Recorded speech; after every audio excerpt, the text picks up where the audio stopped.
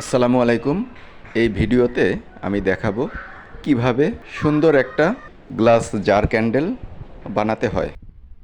Glass jar candle বানাতে যেসব উপকরণ লাগবে তার ভিতর সুতা অন্যতম। আপনারা দেখছেন স্টিয়ারিক অ্যাসিড, প্যারাফিন ওয়াক্স ওজন পরিমাপ করার জন্য, ওয়েট স্কেল, মোমবাতির জন্য বিশেষভাবে উপযোগী কালার। নর্মাল রং ব্যবহার করলে হবে না, অয়েল গ্রেড কালার ব্যবহার করা লাগবে মোমবাতি তৈরিতে। অনেক রকম কালার ইউজ করা যায়, যেমন লিকুইড কালার, পাউডার কালার। এই প্রজেক্টটিতে পাউডার রং ব্যবহার করেছি, আপনারা দেখতেই পাচ্ছেন পিঙ্ক কালারের। তবে আপনারা চাইলে নিজেদের পছন্দ মতো রং ব্যবহার করতে পারেন। এরপর যে জিনিসটা দেখতে পাচ্ছেন, সুন্দর একটি গ্লাস, এটির ভিতরেই ক্যান্ডেলটি বসানো হবে। এছাড়া আরও রয়েছে সুতা কাটার জন্য কাঁচি। জার ক্যান্ডেল বানানোর এই অভিযানে 2টি চায়ের কেটলিও দরকার। আপনাদের বোঝানোর জন্য মার্কার পেন রেখে দিয়েছি। যেটা দেখতে পাচ্ছেন এটার নাম হট গান। এটা দিয়ে গরম বাতাস বের হয়। এটা 2000 ওয়াটের। এই খাতা সেলাই করার ভ্রমরটি মোল্ড ছিদ্র করতে এবং সুতা ঢোকাতে ব্যবহৃত হয়। এবং সর্বশেষ মোল্ডের সুতার পজিশন ঠিক রাখতে এরকম কাঠি ব্যবহার করতে পারেন। মোমবাতি বানানোর জন্য আমরা এখানে চায়নার পিউরিফাইড প্যারাফিন ওয়াক্স ব্যবহার করেছি। 90% প্যারাফিনের সাথে 10% স্টিয়ারিক অ্যাসিড মেশানো লাগবে। আমরা এখানে প্যারাফিনের ব্লক নিয়েছি, যেটার ওজন হয়েছে 354 গ্রাম। এখন স্টিয়ারিক অ্যাসিড কতটুকু নিব, স্বাভাবিকভাবে প্রশ্ন আসতে পারে। আপনি প্যারাফিনের ওজনকে 9 দিয়ে ভাগ করলে স্টিয়ারিক অ্যাসিডের পরিমাণ পেয়ে যাবেন। এখানে 354কে যদি 9 দ্বারা ভাগ করা হয় তাহলে প্রায় 40 গ্রাম স্টিয়ারিক অ্যাসিডের প্রয়োজন হবে। ওয়েট স্কেলে একটি পাত্র রাখব। প্রথমে পাত্রর ওজনটিকে নিউট্রাল করা লাগবে, তারপর 40 গ্রাম স্টিয়ারিক অ্যাসিড নিতে হবে। অনেকে ভাবতে পারেন আমরা স্টিয়ারিক অ্যাসিড কেন ব্যবহার করব। শুধু প্যারাফিন দিয়ে মোমবাতি বানালে এটা খুব তাড়াতাড়ি গলে যাবে, কিন্তু এর সাথে স্টিয়ারিক অ্যাসিড থাকলে এটা দীর্ঘক্ষণ জ্বলতে সাহায্য করবে। আমি এখানে 2টি চায়ের কেটলি ব্যবহার করেছি। একটি কেটলিতে প্যারাফিন ব্লক এবং স্টিয়ারিক অ্যাসিড দিয়ে দিবেন। অন্য একটি কেটলিতে একই রকমভাবে প্যারাফিন এবং স্টিয়ারিক দিয়ে দিবেন।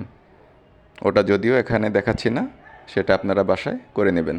চুলার আগুন মিডিয়াম আঁচে রেখে প্যারাফিন এবং স্টিয়ারিক অ্যাসিড গলে যাওয়া পর্যন্ত অপেক্ষা করেন। যখন দেখবেন তরল অবস্থায় রূপান্তরিত হয়ে গেছে, তখন আপনারা এর সাথে রং মিশিয়ে দিবেন। আমি যেহেতু এখানে পাউডার রং ব্যবহার করেছি, সেহেতু পরিমাণটা একটু বেশি লাগবে। আপনারা প্রয়োজনের অতিরিক্ত সময় চুলায় জ্বালা দিবেন না, এতে করে প্যারাফিন বাষ্পীভূত অবস্থায় চলে যায়। প্যারাফিন, স্টিয়ারিক অ্যাসিড এবং অয়েল গ্রেড রং একসাথে চুলায় কিছুক্ষণ রেখে দেবেন। রেখে এভাবে নাড়াচাড়া করবেন, তারপর আপনারা নিজেরাই দেখতে পারবেন সুন্দর একটা কালার চলে আসবে। বর্তমানে বাজারে লিকুইড কালারও পাওয়া যায়, আপনারা চাইলে সেগুলো ব্যবহার করতে পারেন। চায়ের কেটলিটি ভালো করে দেখেন, কত সুন্দর কালার এসেছে। প্যারাফিনের সাথে স্টিয়ারিক অ্যাসিড মিশিয়েছিলাম এবং অল্প পরিমাণে অয়েল গ্রেড গোলাপি রং সুন্দর করে অ্যাড করার পর যখন লিকুইড অবস্থায় চলে আসবে, তখন একটু নাড়িয়ে নেবেন এবং সেটা যাতে লিকুইড অবস্থায় থাকে সেদিকে লক্ষ্য রাখবেন। তারপর আমাদের যে মোল্ড আছে সেটিতে, অর্থাৎ মোল্ডের ভিতরে জাস্ট ঢেলে দিবেন। আপনারা দেখছেন কত সুন্দর কালার আসতে শুরু করেছে। ধীরে ধীরে করা লাগবে কাজটা, তাড়াহুড়োর কিছু নেই। চায়ের কেটলি থেকে লিকুইড ঢালার সময় বাজ পাখির মতো সূক্ষ্মভাবে আপনার কাজটি পর্যবেক্ষণ করা লাগবে। আর একটু কাছ থেকে দেখেন আপনারা, হ্যাঁ মোটামুটি হয়ে গেছে। এখন আরও একটি গুরুত্বপূর্ণ কাজ বাকি আছে, সেটা দেখিয়ে দিচ্ছি। আপনারা যারা নতুন ক্যান্ডেল মেকিং করা শুরু করেছেন তাদের জন্য এই পদ্ধতি বিশেষভাবে মনে রাখা দরকার। এই পদ্ধতি হচ্ছে, মোল্ডের নিচে যে সুতাটা আছে আপনারা সেটিকে একটু নিচের দিকে নামিয়ে দিবেন। এর দ্বারা সুতায় কিছু মোম লেগে থাকবে এবং ভবিষ্যতে যখন আমরা মোমবাতি ধরাতে যাব তখন সহজেই কিন্তু ধরাতে পারবো। আর যদি সুতার সাথে মোম লেগে না থাকে তাহলে কিন্তু সুতাটা আগে পুড়ে যাবে এবং মোমবাতি ধরানো আমাদের জন্য কষ্টসাধ্য হয়ে যাবে। এই ভিডিওতে যেভাবে দেখছেন সেভাবেই কাজটি করার চেষ্টা করবেন। মোল্ডের সুতাটিকে মাঝখানে রেখে দিবেন। এক্ষেত্রে আপনারা একটি শক্ত বা মজবুত কাঠির সাহায্যে রাখতে পারেন বা অন্য কিছু। এক্ষেত্রে আরেকটি বিষয় লক্ষ্য রাখতে হবে, সেটা হচ্ছে আমাদের গলানো মোমের সাথে যাতে কাঠিটি লেগে না থাকে। আপনারা ভালো করে দেখবেন একটু ফাঁকা আছে। 3 ঘন্টা অতিবাহিত হবার পর মোল্ডের ভিতরে থাকা লিকুইডগুলা পুরাপুরি শক্ত হয়ে গিয়েছে। মোল্ড থেকে এইমাত্র লোটাস বা পদ্ম ফুলের ক্যান্ডেলটি বের করেছি। ক্যান্ডেলের উপরের এবং নিচের অংশের অতিরিক্ত সুতাগুলো কেটে দিবেন। যে গ্লাসটির ভিতরে আমরা ক্যান্ডেলটি সেট করব, শুরুতে আমাদের প্রথম কাজ হচ্ছে সেই গ্লাসটিকে একটি টিস্যু পেপার দিয়ে ভালো করে মুছে নেওয়া, যাতে করে এর ভিতরে কোনো ধুলাবালি বা অন্য কোনো ময়লা আবর্জনা না থাকে। আপনারা যারা নতুন মোমবাতি বানাচ্ছেন তাদের জন্য এই প্রসেসটা বিশেষভাবে মনে রাখা দরকার। যে ফুলটি আমরা বসাবো সে ফুলটির মাথা যাতে গ্লাসের মাথার থেকে 1/2 ইঞ্চির নিচে থাকে, এদিকটা লক্ষ্য রাখতে হবে। ফুলটির গোড়া বরাবর মার্কার পেন দিয়ে একটি দাগ দিব, যাতে করে সাদা রঙের লিকুইড মোম ঢালার পর এই দাগের ভিতরেই থাকে।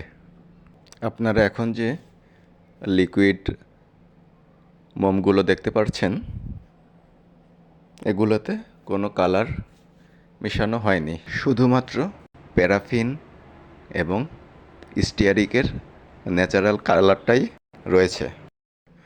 আপনাদের বোঝানোর জন্য আমি গ্লাসটিতে 2টি দাগ দিয়েছি।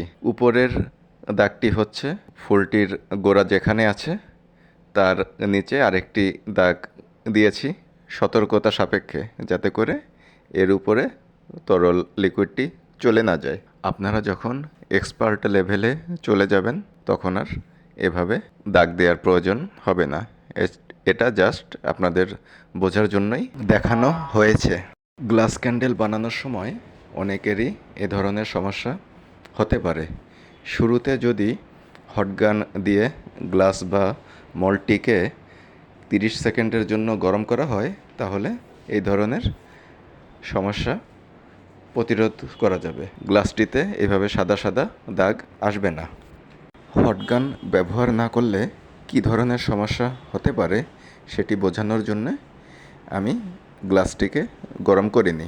আমরা নিচের মোমের উপরে যদি উপরের ফুলটি রেখে দিই তাহলে কিন্তু এটা কখনোই অ্যাডজাস্ট হবে না।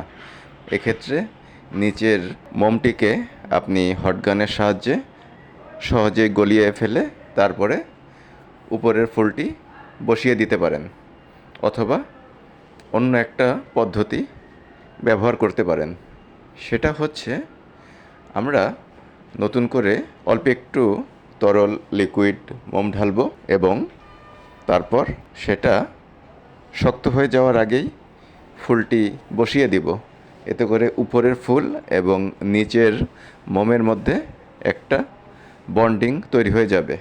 এই ভিডিওটি করার সময় আমার এক হাতে ফুল ছিল এবং অন্য হাতে ক্যামেরা ছিল, এ কারণে ফুলটা হাত থেকে পড়ে গিয়েছে এবং দেখলেন কিছু মোম গ্লাসের গায়েও ছিটে লেগে গেছে। সো আপনাদের কাজটা সাবধানে করতে হবে। আলহামদুলিল্লাহ, আমাদের কাজ কমপ্লিট। এখন শুধু বাকি আছে মোমবাতিতে আগুন ধরিয়ে দেওয়া। আপনারা দেখতেই পাচ্ছেন কি সুন্দর করে জ্বলছে এবং পরিবেশটিকে কিভাবে মোহনীয় করে তুলছে। রাত্রের বেলা অন্ধকারে যখন মোমবাতি জ্বলে সত্যি একটা মায়াবী পরিবেশ তৈরি হয়। আপনারা যারা হটগান সম্পর্কে জানেন না তাদেরকে বোঝানোর জন্য একটা স্যাম্পল দেখাচ্ছি। এভাবে হটগান দিয়ে আপনি খুব সহজেই গরম বাতাস ব্যবহার করে আপনি মোল্ড, কাচের গ্লাস ইত্যাদিকে হিট দিতে পারবেন এবং শক্ত মোমকে লিকুইড মোমে পরিণত করতে পারবেন।